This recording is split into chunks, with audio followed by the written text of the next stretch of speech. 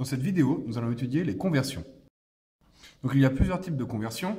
Je vais commencer, moi, d'abord par étudier les conversions dites simples, telles que les distances en mètres, les masses en grammes, ou le poids en newtons, la tension en volts, l'intensité en ampères, etc., ou même une somme en euros. Donc, souvent, vous allez connaître le tableau de conversion pour les distances, c'est-à-dire pour les mètres.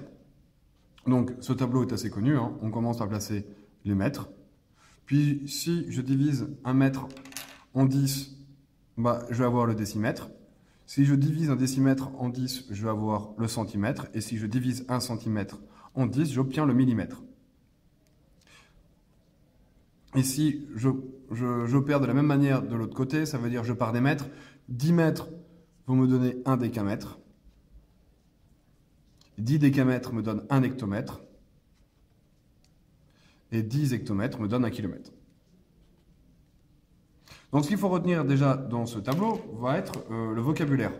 Ici, nous avons kilo, hecto, déca, déci, centimilli.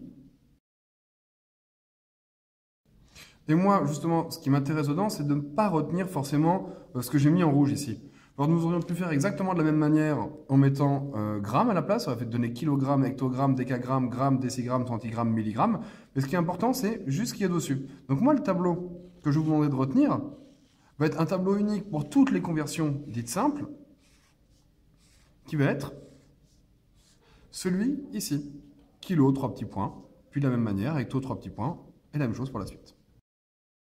Les 3 petits points correspondent en fait à le type de conversion que vous voulez faire. Vous voulez travailler sur des masses, et 3 petits points, vous dites que c'est des grammes dans votre tête. Tiens, nous allons d'ailleurs travailler sur une conversion sur les grammes pour commencer. Donc, imaginons que j'écrive 230,71 grammes. Combien cela me donne-t-il de kilogrammes? Donc, avant de commencer, il va falloir analyser le 230,71 grammes. Moi, je vois deux choses à l'intérieur. Première chose, je vois un nombre ici. Et sur ce nombre a une unité. Et l'unité, c'est le 0. Et ensuite, je vois l'unité de mesure. Ici, l'unité de mesure, c'est 230,71 quoi? C'est 230,71 grammes. Donc, gramme est l'unité de mesure. Et je vais donc maintenant placer l'unité du nombre au niveau de l'unité de mesure. Les grammes, où je les placerai? Alors, comme on a dit tout à l'heure, nous allons procéder. Les grammes, ce serait kilogramme, hectogramme, décagramme, gramme, décigramme, centigramme, milligramme. Et ici, les grammes, je les placerai donc ici. Donc, je passe le 0 ici. Après, j'ai plus qu'à écrire mes chiffres. 230,71. Vous avez vu que je ne mets pas la virgule. Parce que la virgule, on va plutôt la placer au niveau des kilogrammes. Car nous voulons faire la conversion en kilogrammes. Donc, la virgule, elle est au niveau des kilogrammes. Et pour compléter, je vais mettre un 0. Et j'obtiens donc 0,23071 kg. On va procéder maintenant avec une autre valeur. Imaginons 24,3 décavolt. Et ça, je vais essayer de le mettre en centivolts. Donc déjà, je commence par l'unité du nombre. L'unité du nombre est le 4, tandis que l'unité de mesure, c'est le décavolt. Décavolt, où je le placerai? Alors, je vais déjà enlever mes grammes ici. Vous avez vu le principe, hein? À la place du G ici, dans ma tête, je mets volt. Décavolt serait ici.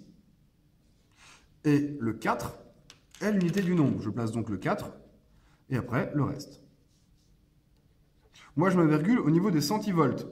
Centi, c'est ici. Je mets ma virgule ici. Et je mets des zéros jusqu'à la virgule. J'obtiens donc 24 300 centivolts. Vous avez vu, la virgule est toujours placée le plus à droite possible.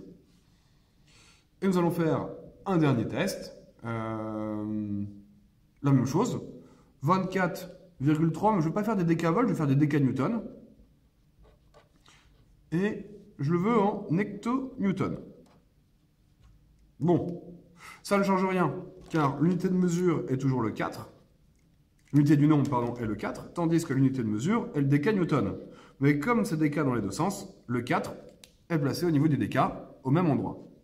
Sauf que moi, où est-ce que je vais mettre ma virgule? Je la mets plus au niveau des centis. Je la mets au niveau des hectonewtons. Je mets ma virgule ici. Et ça me donne donc 2,43 hectonewtons. Ces deux zéros ne servent à rien, car 2,43 ou 2,4300 est la même chose. Voilà pour les conversions dites simples.